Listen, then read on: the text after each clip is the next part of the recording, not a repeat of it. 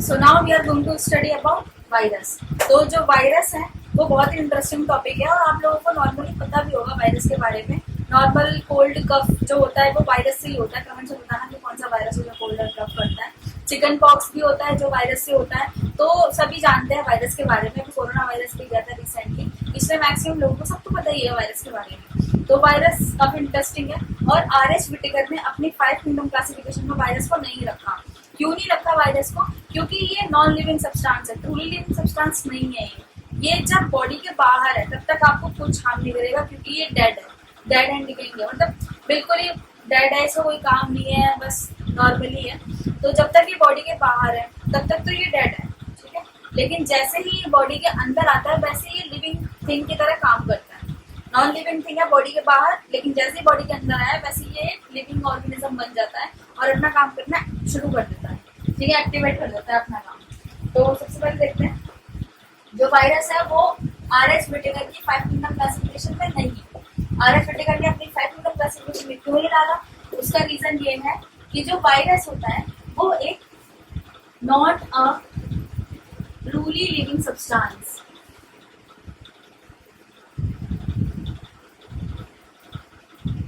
ये truly living substance नहीं है। जब तक ये बॉडी के बाहर है तब तक ये नॉन लिविंग थिंग है, लेकिन जैसे ही ये बॉडी के अंदर आया वैसे इसने अपना काम करना शुरू कर दिया और ये लिविंग ऑर्गेनिज्म की तरह बिहेव करता है।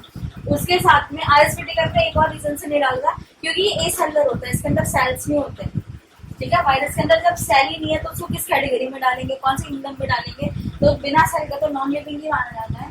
तो इसके अंदर कोई सेल्स नहीं होता, एसेलुलर होता है, सेलुलर नॉन सेलुलर, ठीक है। अब वायरस को देख लेते हैं वायरस होता क्या है। जो वायरस होता है वो बना होता है न्यूक्लियोप्रोटीन से। तो virus is made up of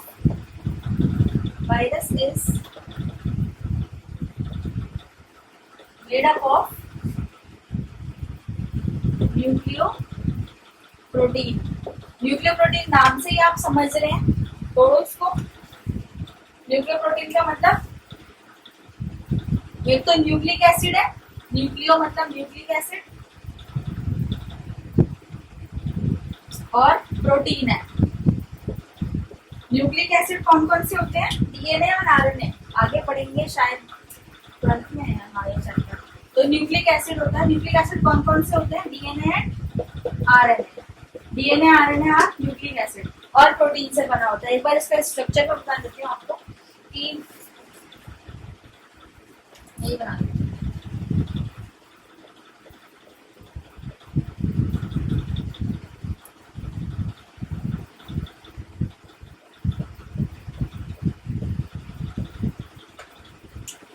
ये वाला स्ट्रक्चर एनसीईआरटी में भी है वायरस का।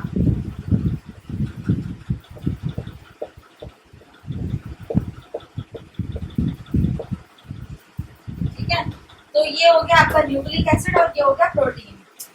ये हो गया प्रोटीन, और इसको हम प्रोटीन नहीं कहते, कैप्सिड कहते हैं। क्या बोलते हैं इसको? कैप्सिड। और एक इसको कैप्सोमियर बोलेंगे।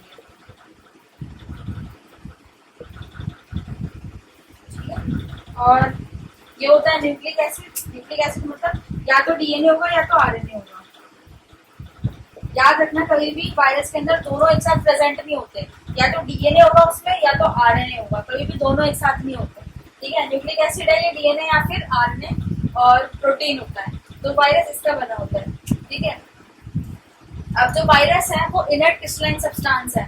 इनर्ट क्रिस्टलाइन सब्सटेंस क्यों बोलते हैं इसको? क्योंकि ये क्रिस्टल्स का बना हुआ है। ये क्रिस्टल्स, इसको हम क्रिस्टल्स कहते हैं। क्रिस्टल्स होता है वो प्रोटीन होता है बेसिकली। तो ये क्रिस्टल्स का बना होता है। और इनर्ट क्यों कहते हैं? क्योंकि इनसाइड द बॉडी काम करता है। आउटसाइड द बॉडी ये नॉन लिविंग ऑर्गेनिज्म है, लेकिन इनसाइड द बॉडी ये लिविंग ऑर्गेनिज्म की तरह बिहेव करता है। अब वो कैसे करता है वो मैं बताती हूँ।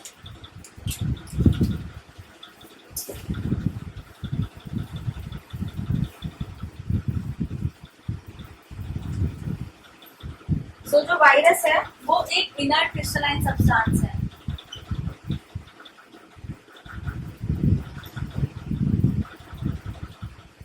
इनर्ट क्रिस्टलाइन सब्सटेंस का मतलब ये इनसाइड द बॉडी वर्क करता है। जब तक ये बॉडी के बाहर है, जब तक ये आउटसाइड है,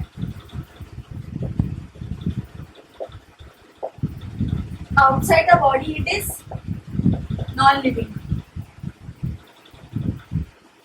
लिविंग सब्सटेंस है। लेकिन जैसे ही ये बॉडी के अंदर गया, इनसाइड द बॉडी, जैसे ये बॉडी के अंदर गया वैसे ये क्या करता है, बॉडी के अंदर सेल्स होते हैं, तो ये सेल्स का जो मैकेनिज्म है उस पर कंट्रोल करता है।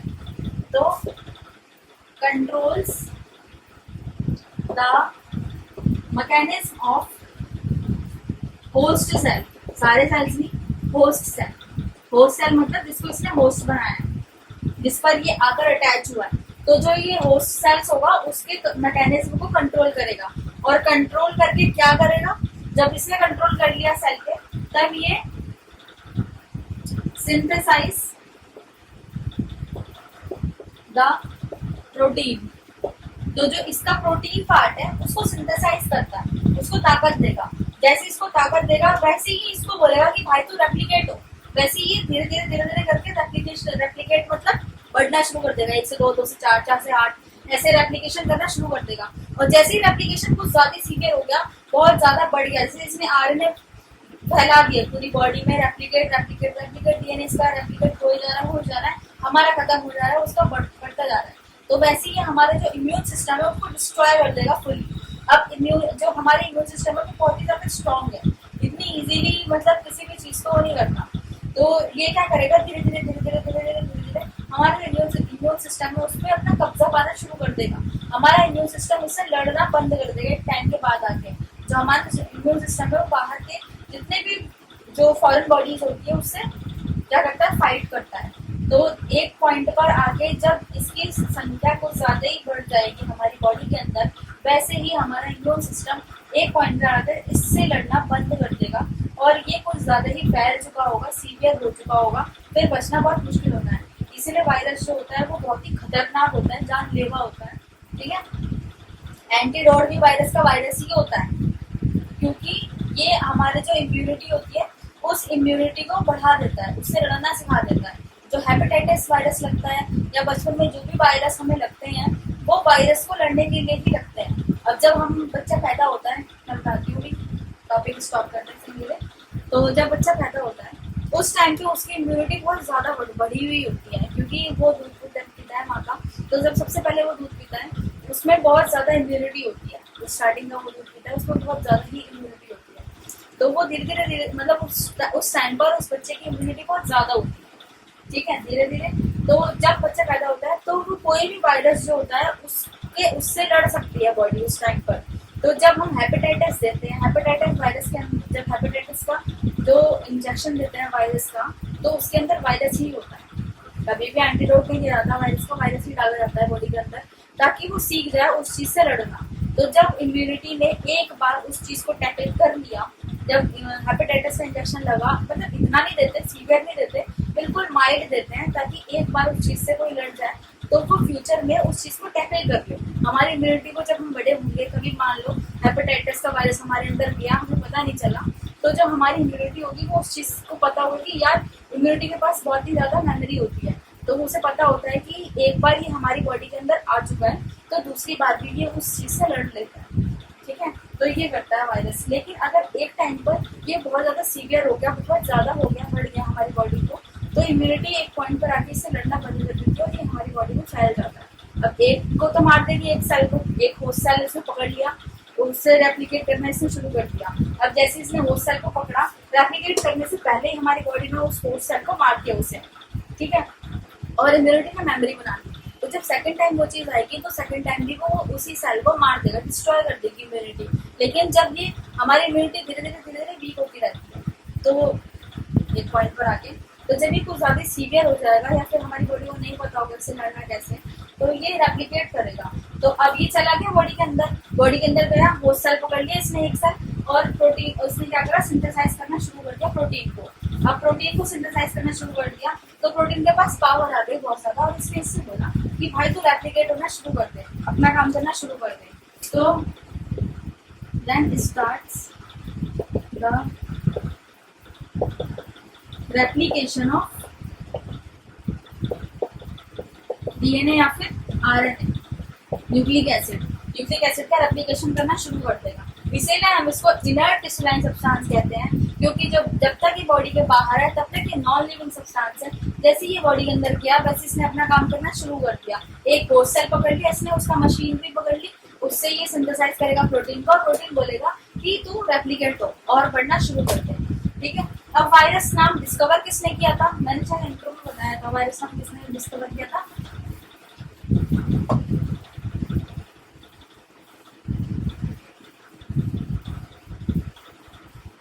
तो वायरस नाम किसने डिस्कवर किया था? Lewis pasture. अभी हम साइंटिस्ट कर रहे हैं, एनसीईआरटी को दे रखा है। तो जो लुईस पास्चर थे,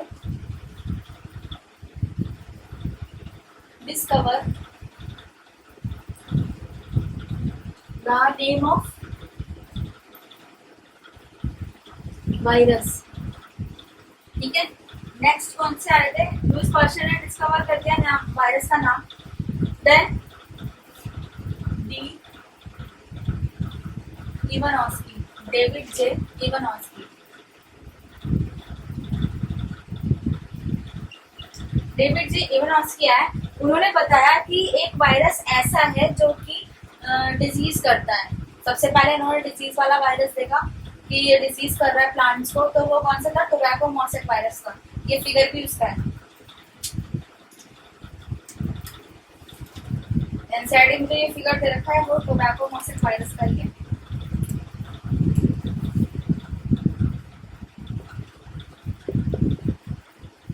टोबैको प्लांट में मॉसेक डिजीज कर रहा है ये वायरस। नाम तोड़ लिया तो अपने आगे समझ में आ जाएगा। टोबैको मतलब टोबैको का पौधा देखा है, देखा नहीं होगा तो होता है। टोबैको मॉसेक वायरस है ये। तो इन्होंने देखा कि एक ऐसा प्लांट है जिसके अंदर कुछ ज्यादा ये चीज हो रही है, तो ये है क्या? तो उन्होंने डिस्कवर किया कि जो ये डिजीज हो रही है वो वायरस की वजह से हो रही है। तो ये टोबैको मॉसेक वायरस, सबसे पहले इन्होंने पॉजिटिव वायरस बताया। कौन सा बताया? Tobacco mosaic virus.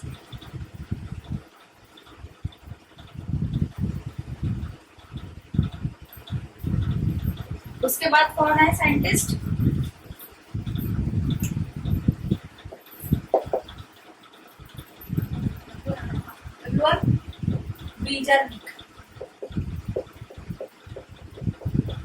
बीजरनिक है।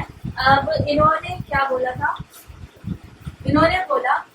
इन्होंने एक उस चीज को नाम दिया। इन्होंने देखा कि कोई तो ऐसा लिक्विड सब्सटेंस है जिसके अंदर वायरस है और ये प्लांट को इन्फेक्ट कर रहा है। तो जो ये वायरस है टोबैको मॉसेक वायरस, वो एक लिक्विड सब्सटेंस है। ये इतना पतला है, इतना पतला, इतना पतला है, ये फिल्टर हो जाता है प्लांट के अंदर, फिल्टर होकर चला जाएगा। ठीक है। जो छोटे छोटे पोर्स होते हैं, स्पोर्स होता है, उसके अंदर से ये चला पास हो जाता है। तो इन्होंने बोला कि एक ऐसा फ्लूइड है जो कि वायरस, जिसके अंदर वायरस है, कि ये फ्लूइड के ही फॉर्म में अंदर गया था प्लांट के। तो इन्होंने देखा कि एक ऐसा फ्लूइड है जो कि वायरस के अंदर गया है। तो उस चीज का इन्होंने नाम दिया। क्या नाम दिया? Contagium vivum fluidum. Contagium vivum fluidum. अब नाम से ही पता चल रहा है, वाइवम मतलब वायरस, कंटेजियम कंटेनिंग, फ्लूइडियम मतलब फ्लूइड। ठीक है। वायरस कंटेनिंग फ्लूइड, एक ऐसा फ्लूइड है जिसके अंदर वायरस है जो कि डिजीज कर रहा है प्लांट्स को, टोबैको मॉसेक वायरस कर रहा है। तो एक इन्होंने एक तरीके से राइम से इसका नाम दिया। तो कंटेजियम वाइवम फ्लूइडियम का मतलब वायरस कंटेनिंग फ्लूइड। ठीक है। उसके बाद एमडब्ल्यू स्टेनली आए। एमडब्ल्यू स्टेनली ने क्या बोला था? जो वायरस होता है वो क्रिस्टलाइन होता है। ठीक है। इनर क्रिस्टलाइन स्ट्रक्चर बताया था मैंने। तो जो वायरस का स्ट्रक्चर होता है वो क्रिस्टलाइन होता है। Virus is a crystalline structure. और ये क्रिस्टल किसके बने होते हैं? प्रोटीन के। ठीक है। तो इन्होंने बोला कि जो वायरस होता है वो क्रिस्टलाइन स्ट्रक्चर होता है वायरस का, और जो क्रिस्टल्स होते हैं वो प्रोटीन्स के बने होते हैं, प्रोटीन को कैप्सिड बोलेंगे। ठीक है। तो ये हमारे साइंटिस्ट हो गए जिन्होंने वायरस के ऊपर कुछ टिप्पणियां दी। एक वायरस और जो एनसीईआरटी के अंदर दे रखा है वो मैं बता देती हूँ कौन सा है। बैक्टीरियोफेज, जो बैक्टीरियल वायरस है, बैक्टीरिया में वायरस है, इसका स्ट्रक्चर बना देती हूँ।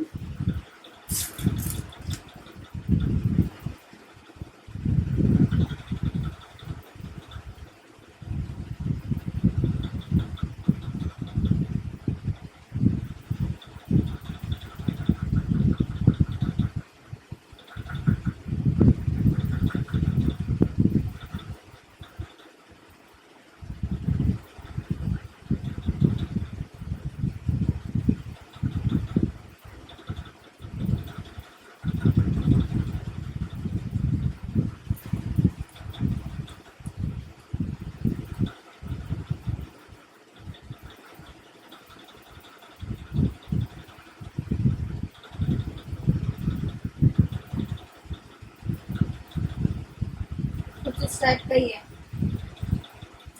ठीक है। ये बैक्टीरियोफेज का है वायरस, वायरस का नाम है बैक्टीरियोफेज।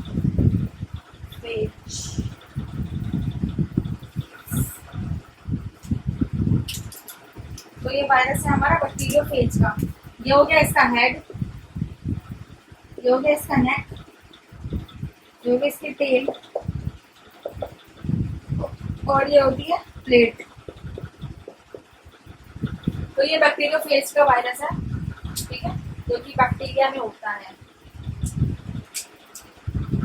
और क्या बताया था मैंने, कभी भी डीएनए और आरएनए एक साथ प्रेजेंट नहीं होंगे। कुछ वायरसेस ऐसे होते हैं जिसके अंदर आरएनए होता है, और कुछ वायरसेस ऐसे होते हैं जिसके अंदर डीएनए होता है। तो कौन कौन से, अब एनिमल्स के अंदर जो डिजीज होती है, प्लांट्स के अंदर जो डिजीज होती है, और बैक्टीरिया में जो डिजीज होती है, वो कौन कौन से वायरस करते हैं। तो जो प्लांट्स में डिजीज होती है वो single standard, double standard, single standard पता, जो सिंगल स्टैंडर्ड डीएनए होता है उसमें एक ही तार होता है, और डबल स्टैंडर्ड डीएनए या फिर आरएनए में दो तार होते हैं। तो आरएनए होता है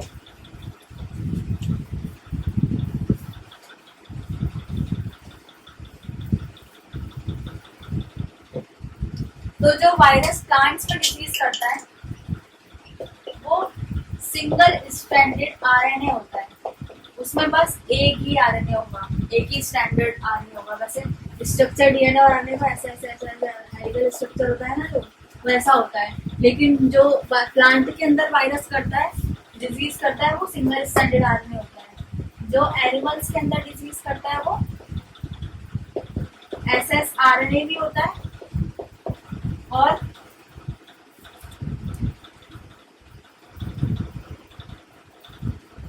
डबल स्टैंडर्ड आरएनए, ठीक है। और जो बैक्टीरिया के अंदर होता है वो डीएनए होता है, डबल स्टैंडर्ड डीएनए। तो जो वायरसेस होते हैं वो ये होते हैं, ठीक है, या तो सिंगल स्टैंडर्ड आरएनए या फिर डबल स्टैंडर्ड आरएनए। बैक्टीरिया के अंदर डबल स्टैंडर्ड डीएनए और प्लांट्स के अंदर एसएस आरएनए। तो इसी के साथ वायरस खत्म होता है। एक बार मैं रिवाइज करा देती हूँ फिर से, थोड़ा सा हो जाएगा। तो जो वायरस होता है वो एक ट्रूली लिविंग नहीं है, इसीलिए आरएस विटेकर ने इसे अपनी क्लासिफिकेशन में नहीं रखा, क्योंकि ये outside the body non living thing है, और इनसाइड द बॉडी ये लिविंग ऑर्गेनिज्म की तरह काम करता है। काम कैसे करता है वो बता दिया मैंने आपको।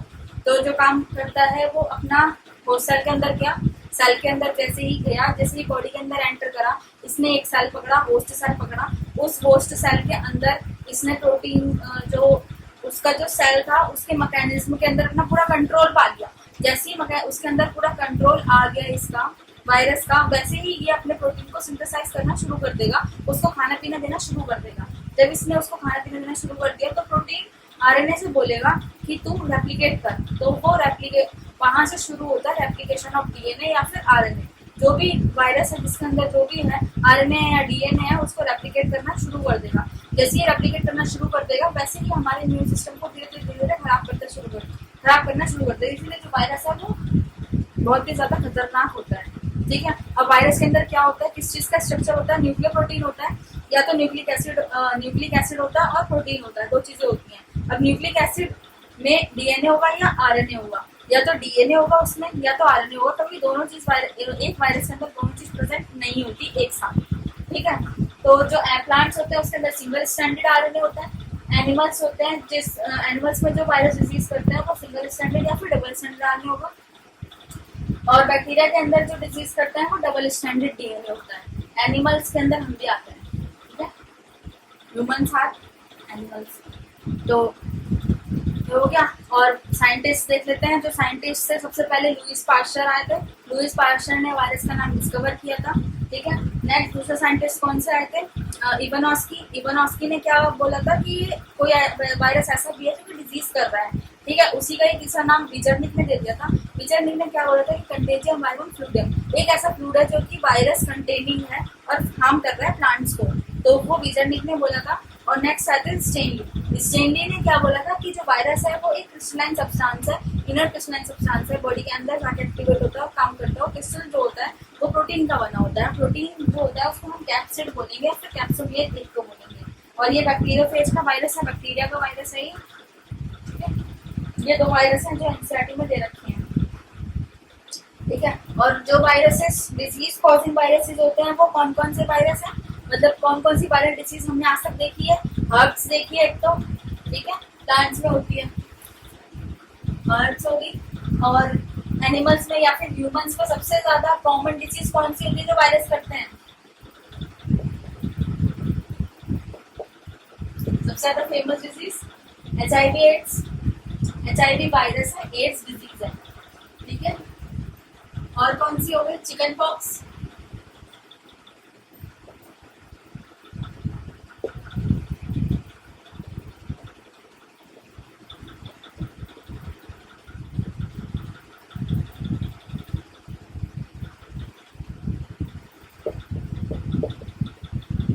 ये कुछ कॉमन ऐसे डिजीज है जो वायरस करते हैं। और भी एनसीईआरटी में सबके बारे में पढ़ लेना।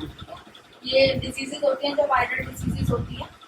बस खत्म वायरस और चैप्टर भी खत्म इसके साथ।